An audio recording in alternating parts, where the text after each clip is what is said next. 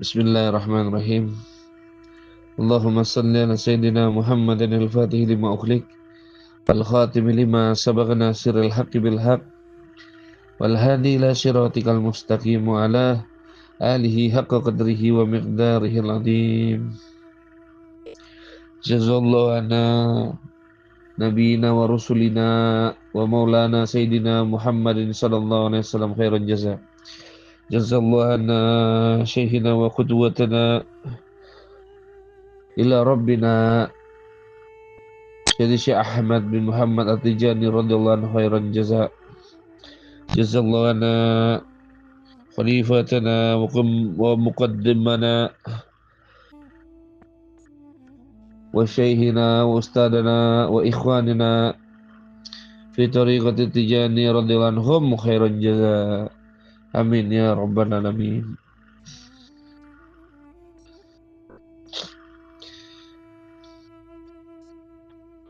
Alhamdulillah kita lanjutkan lagi. Kita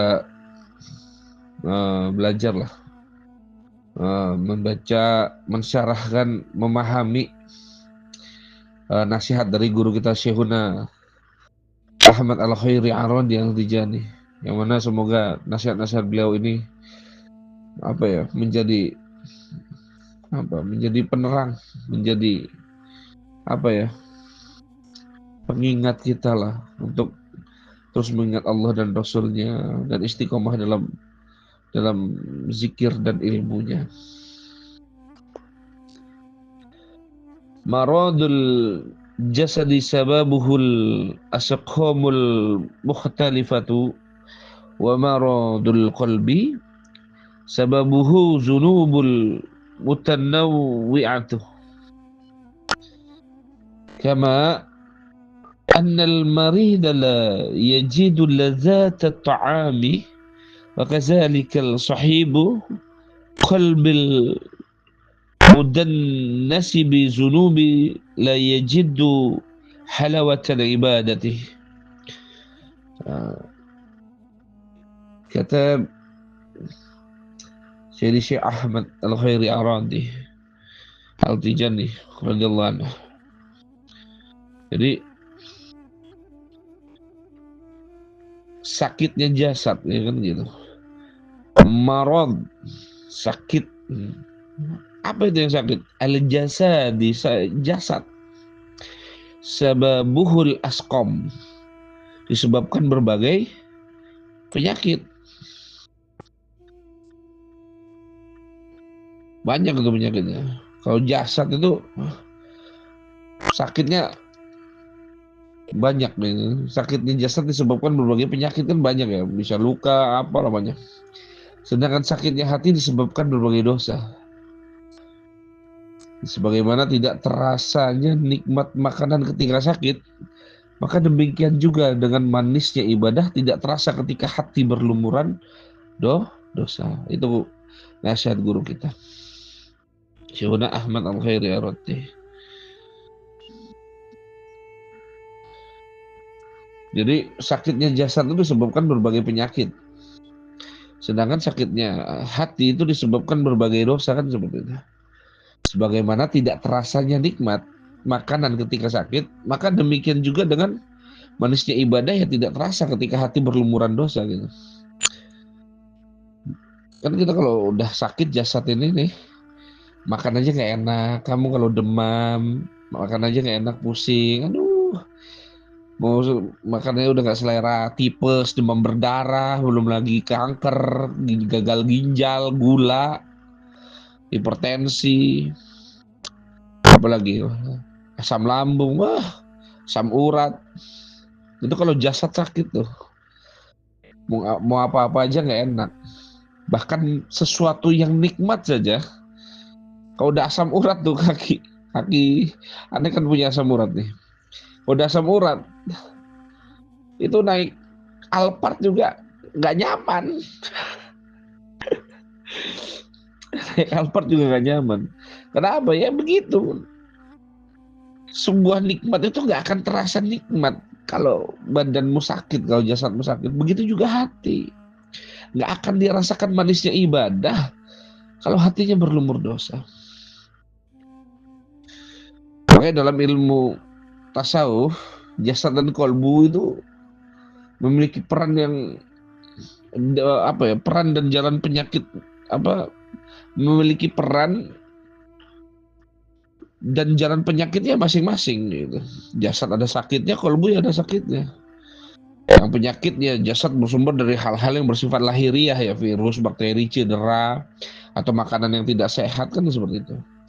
Ya, namun kalau penyakit hati ya bersumber dari hal-hal yang bersifat batiniah seperti dosa, maksiat, cinta dunia, riya, ujub, hasad dan lain-lain. Makanya para wali-wali Allah, para ulama, guru-guru kita menekankan bahwa penyakit hati itu ya jauh lebih berbahaya daripada penyakit badan. Kenapa? Karena penyakit badan hanya membinasakan di dunia. Iya dong. Kalau kamu sakit kanker, udah selesai itu. Kamu mati di dunia, udah selesai. Nggak akan ada kanker itu lagi di akhirat. Tapi kalau kamu sakit hatimu, karena dendam, dengki, hasut, ria, ujub, munafik, itu kamu bawa itu sampai setelah mati itu kamu bawa itu. Makanya lebih bahaya penyakit batin. Tapi manusia lebih sibuk untuk ngurusin jasadnya daripada batinnya ini. Itu lalainya kita itu. Makanya Allah berfirman tuh dalam Al-Quran. Apa itu? Apa? Fi qulubihim maradul mazadahumullahu maradan. Dalam hati mereka itu ada penyakit, lalu Allah menambahkan penyakitnya. Karena kita ini terlalu banyak gak sadarnya, banyak lalainya, Allah tambahin tuh penyakitnya. Buat apa? Bukan karena Allah marah, bukan karena Allah benci pada hambanya, tapi karena kamu tidak bisa taat dengan perintah Allah, ya kamu ibadah dengan ujian dan musibah itu.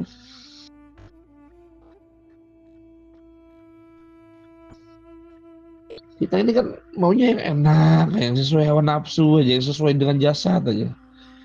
Tapi hati kita ini, batin kita ini nggak kita rawat, kita sibuk. Kalau kata orang Jawa itu sibuk hiasin kandang gitu. Kandang ayam, sibuk ngecatin kandangnya aja. Ayamnya nggak dirawat, mati ayamnya dia. Makanya para sufi dalam memahami kata penyakit maradu itu adalah penyakit maknawi. Kan Allah bilang, Allah berfirman tadi kan dalam Al-Quran itu surat Al-Baqarah ayat 10 itu kan gitu. Fi qulubihim maradul fazadahumullahu maradah. Apa itu? Dalam hati mereka ada penyakit, lalu Allah menambah penyakitnya. Nah, para wali-wali Allah itu memahami marad, sakit. Ini adalah sakit maknawi. Apa itu sakit maknawi? Yakni hadirnya kemunafikan di dalam diri.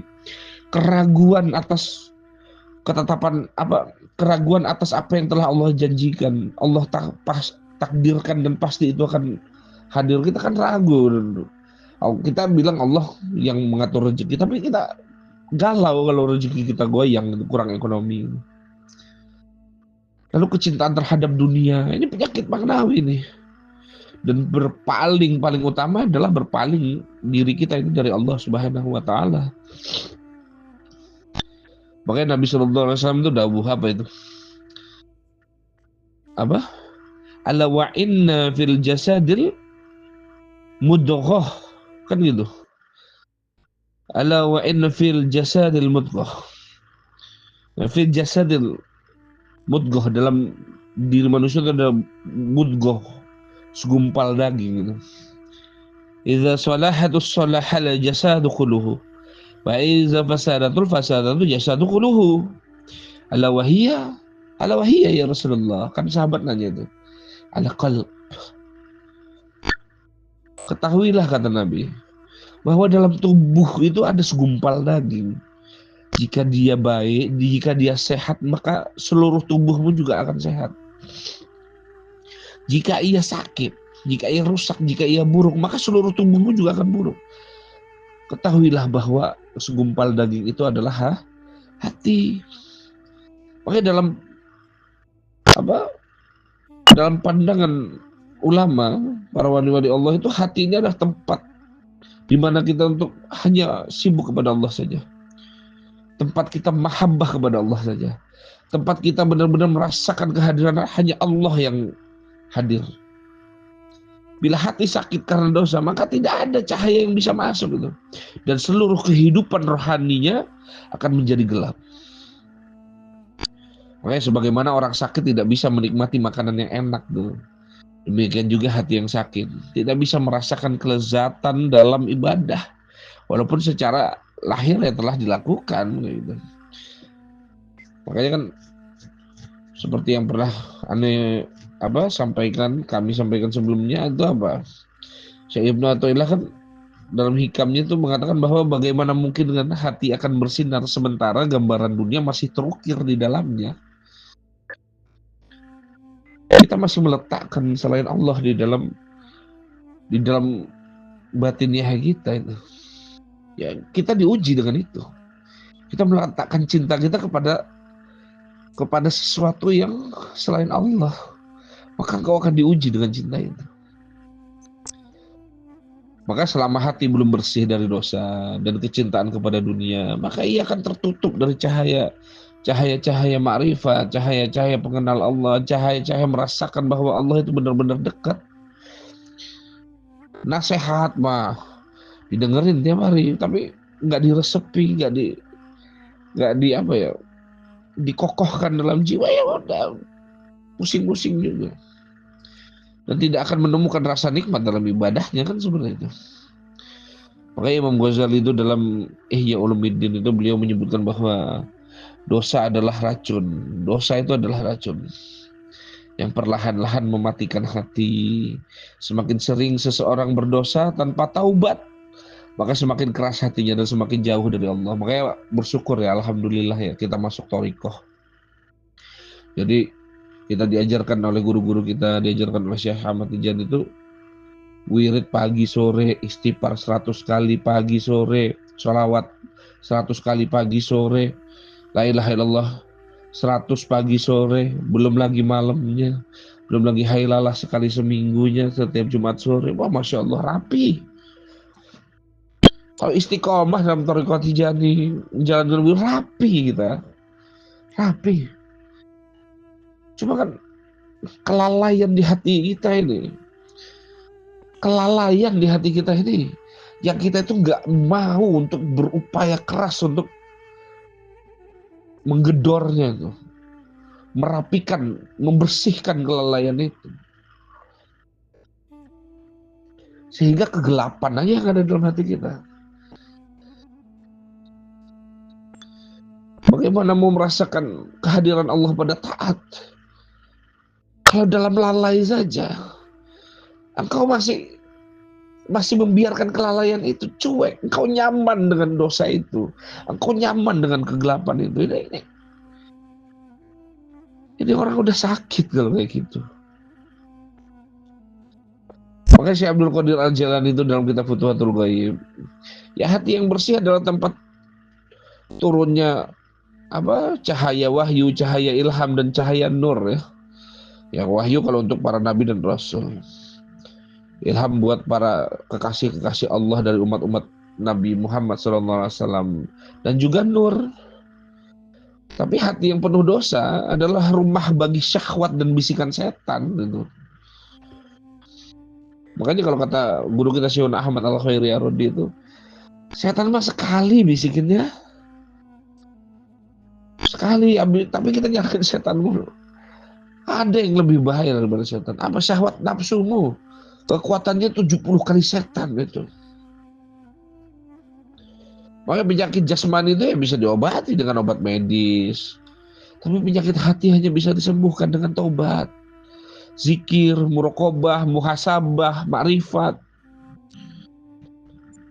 Makanya manisnya ibadah ya adalah buah dari hati yang bersih. Jika seseorang tidak menikmati zikir, sholat, atau munajat ya, maka kemungkinan dia besar ada penyakit, ada kegelapan itu di dalam hatinya. Makanya umat Rasulullah itu jatuh bukan pada kerikil yang besar, bukan pada dosa yang besar, tapi pada dosa yang kecil yang tidak pernah diistighfarkan itu. Jadi kecil. Dia nganggap dosa itu kecil.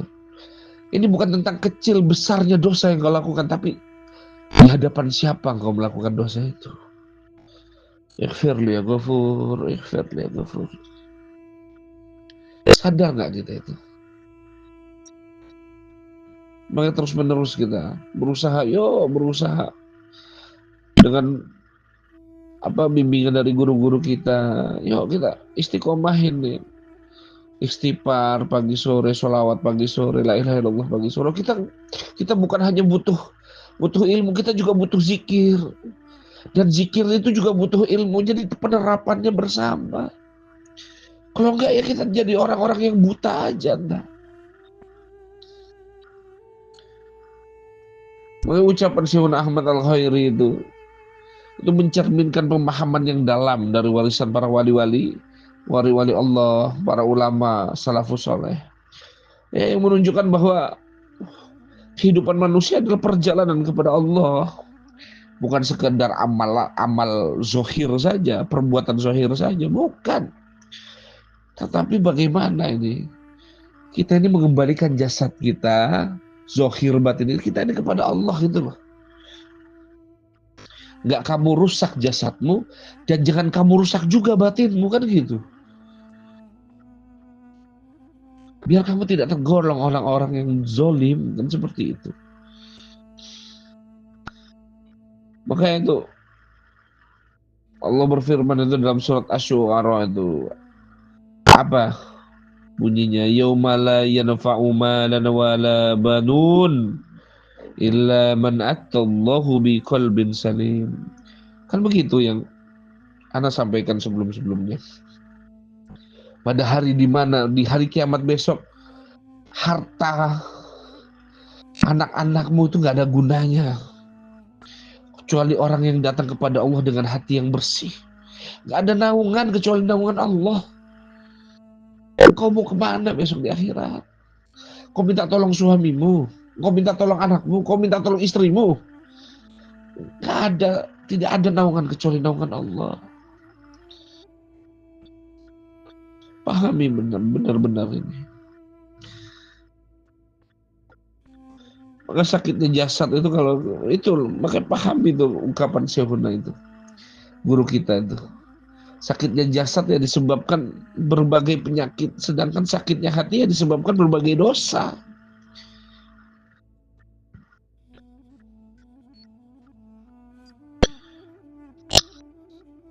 Makanya kalau hati udah rusak ya susah. Kenapa? Karena hati itu pusat rohani manusia. Tempat Allah memandang hambanya. Kan begitu hati itu.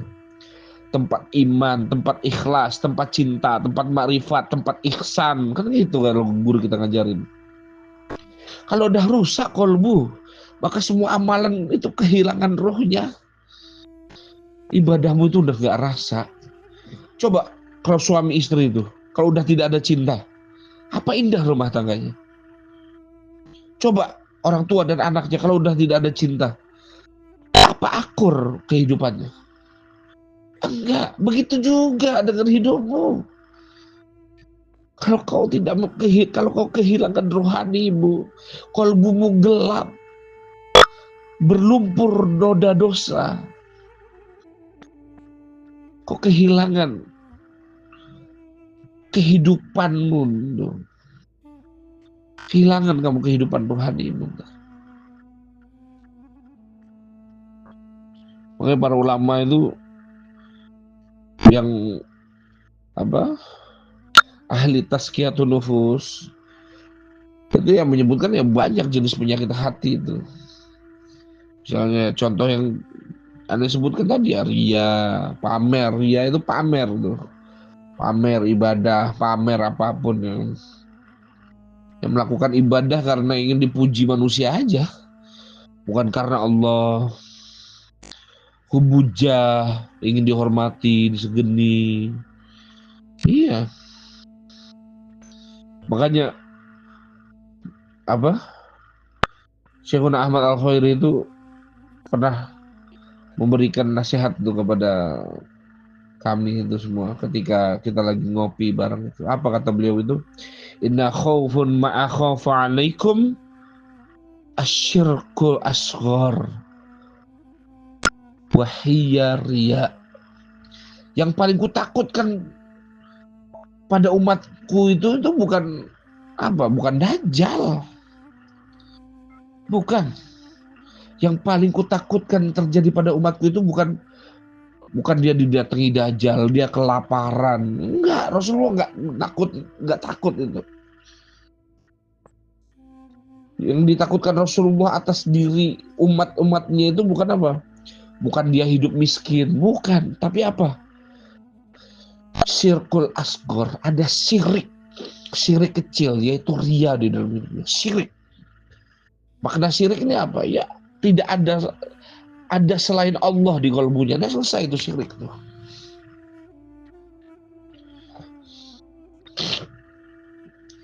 Itu yang ditakutkan Rasulullah dari kita semua. Dan kita nggak paham untuk membersihkan itu, untuk mendidik itu, mentarbiyah itu. Sehingga ya menghadapi kehidupan ya masih apa? Terlunta-lunta gitu. Akhirnya menghadapi keadaan-keadaan ya terlunta-lunta gitu. Kalau nggak ria ya ujub, kagum hanya pada diri sendiri. Karena wiridnya banyak, dia merasa udah jadi wali. Karena ilmunya luas, dia merasa paling alim. Gak butuh dia udah itu. Hadir aljah itu dalam dirinya. Wa'iyadzubillah. Merasa dirinya hebat, merasa amalnya tinggi. Lalu dia memandang tuh orang lain dengan pandangan hina. Makanya kalau kata Ibnu Athaillah itu, seorang hamba itu gak jatuh karena dosa yang banyak, tapi jatuh karena memandang tinggi gitu. Memandang tinggi dirinya sendiri. Iya. Ya kita tidak mau mengistighfarkan dosa, kamu merasa menganggap dirimu mampu untuk tobat besok, itu kamu udah merasa tinggi. Kamu kodok sholat zuhur, nggak mau langsung kamu kodok besok aja, itu kamu udah merasa tinggi. Seakan-akan besok kamu masih yakin kamu untuk hidup. Kamu itu aja kita itu aja udah merasa tinggi.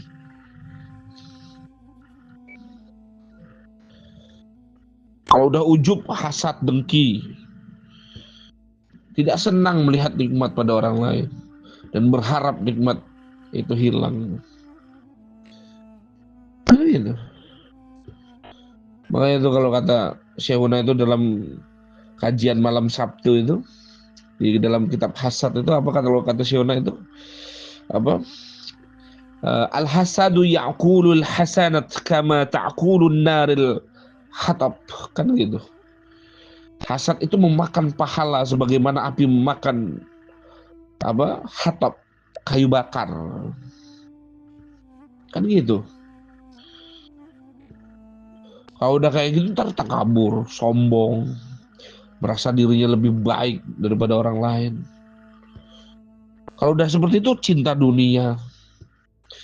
Kalau udah cinta dunia masuk tuh dendam, marah, suka menggunjing, dusta, suka menyalahkan orang lain.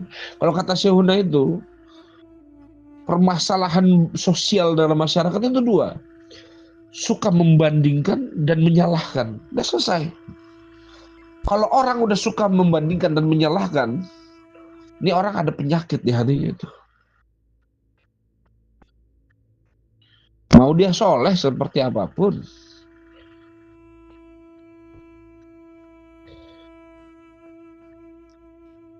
iya, kalau udah sibuk menyalahkan, udah sibuk membandingkan, andai pun dia membenarkan seseorang, dia punya tujuan pribadi itu. Wah, bahayanya tuh penyakit hati itu kayak gitu. Ya pentingnya kita ngaji, pentingnya kita punya guru, pentingnya kita punya zikiran.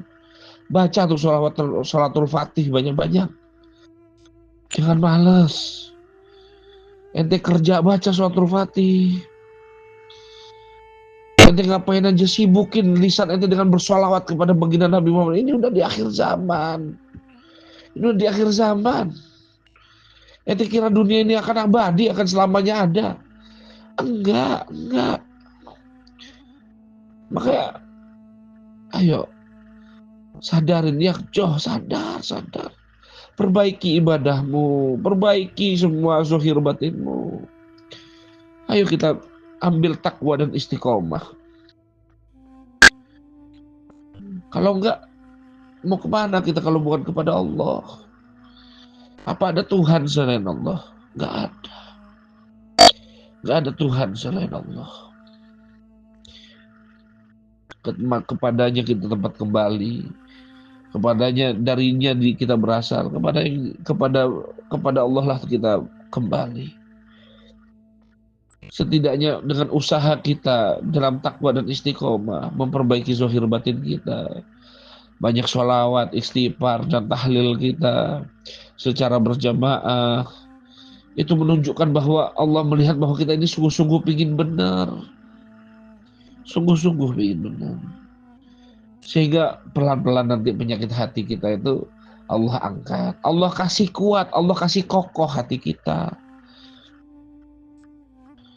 Kalau enggak, ya udah, nanti hatimu akan dimasuki dengan dosa-dosa itu yang membuat hatimu sakit. Makanya tidak semua dosa itu berdampak. Makanya tidak semua ya. Ada dosa-dosa yang berdampak pada hati dan ada yang tidak. Makanya para arifin itu menyebut bahwa dosa besar memperkeras hati, sedangkan dosa kecil yang terus-menerus juga dapat menggelapkan dan mengunci hati, kayak gitu. Namun ada dosa-dosa yang bisa menghancurkan hati itu. Apa dosa-dosa yang menghancurkan hati itu?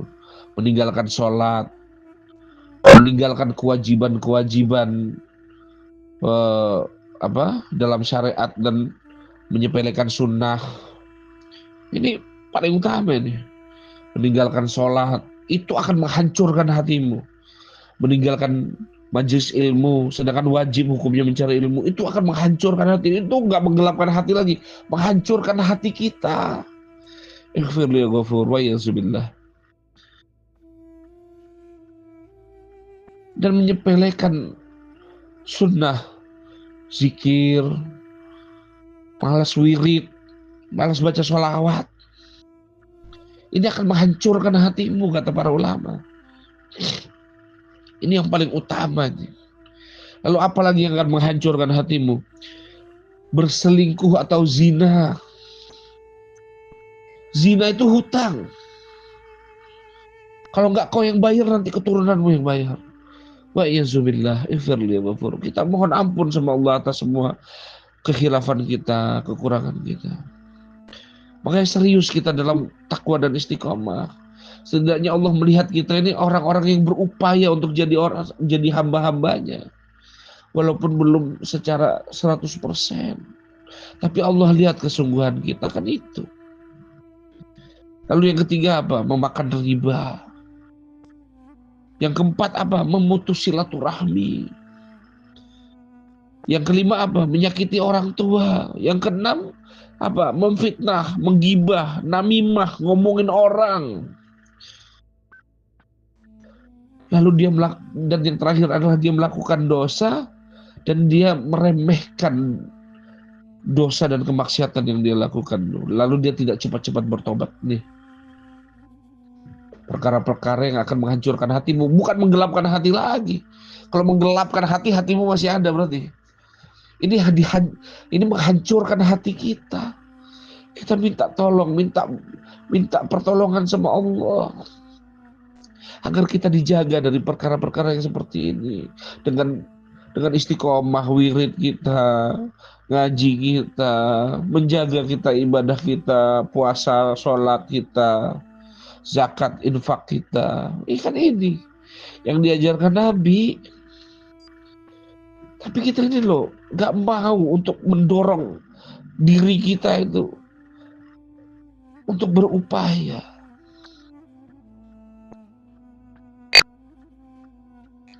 Kenapa? Kalau kita nggak mengupayakan itu, apa ancaman Allah dalam Al-Quran? Apa? Kalla bal zana ala qulubihim ma kanu ya'sibun. Sekali-kali tidak, kata Allah. Kalla bal, sekali-kali tidak. Bahkan apa? Bahkan apa yang mereka kerjakan itu telah menutupi hati mereka itu. Rusak hati kita. Bukan itu kan yang kita harapkan.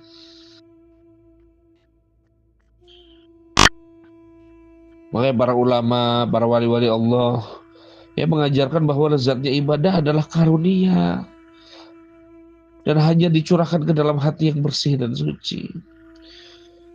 Seperti orang yang istilah dari Syauna tadi, seperti orang yang sedang demam, makanan apapun walaupun yang enak itu akan terasa pahit atau hambar. Begitu pula hati yang terkena dosa dan kegelapan maksiat, ibadah pun menjadi beban dan zikir terasa kering. Kenapa? Karena ruhnya telah tertutup, dicabut itu pertolongan dari Allah itu untuk hamba yang seperti itu. Wa iyyazubillah, wa iyyazubillah. Ighfir li ya ghafur.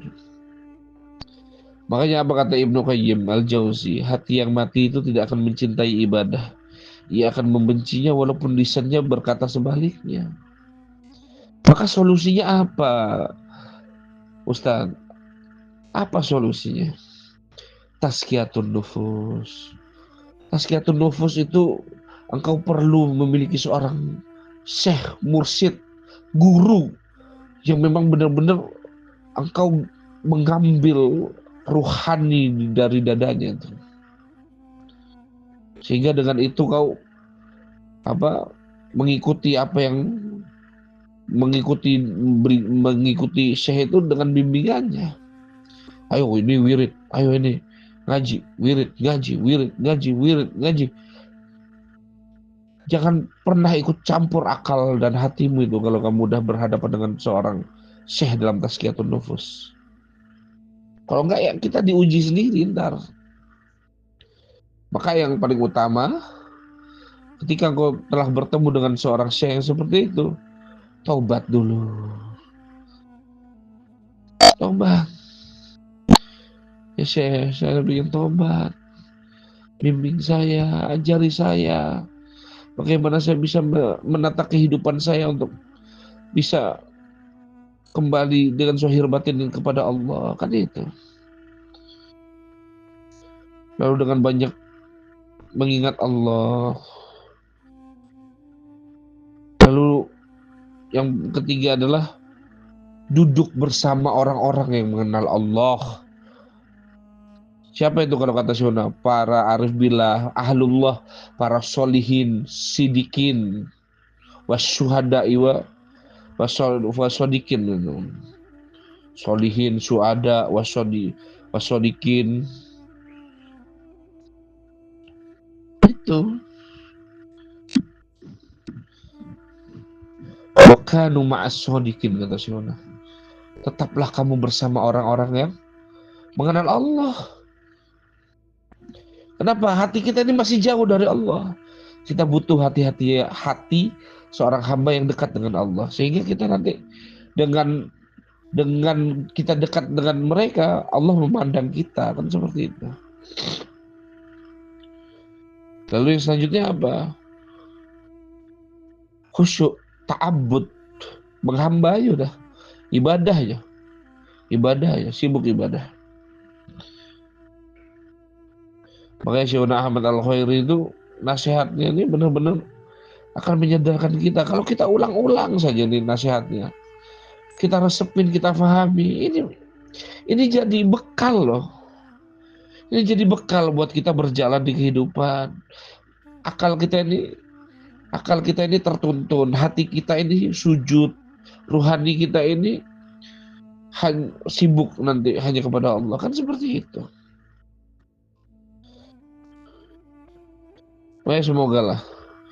Semoga nasihat guru kita ini menjadi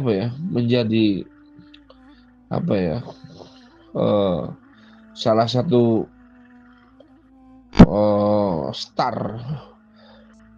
cambuk, menjadi cambuk buat kita untuk lebih sadar, untuk lebih berupaya lagi dalam jalan takwa dan istiqomah kepada Allah Subhanahu wa ta'ala. Ya semoga lah apa yang Anda sampaikan ini ya semoga apa merujuk pada nasihat beliau kayak gitu.